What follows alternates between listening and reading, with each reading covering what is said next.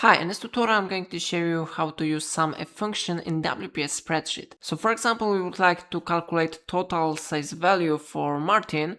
If we want to do it, we need to select the cell where we want to insert this function. For example, I select this cell and I go to insert and I go to formulas, I go to insert function and I select here SUMIF. Then I click OK button and I need to select the range, so I click on this option and I select this range because we want to search the name of the seller. I click enter and I need to type criteria. And I will type here Martin. Remember about quotation marks because I want to find Martin on this list. And then I need to select the sum range. So I click on this icon and I select all values here. Then I press enter and now I click OK button.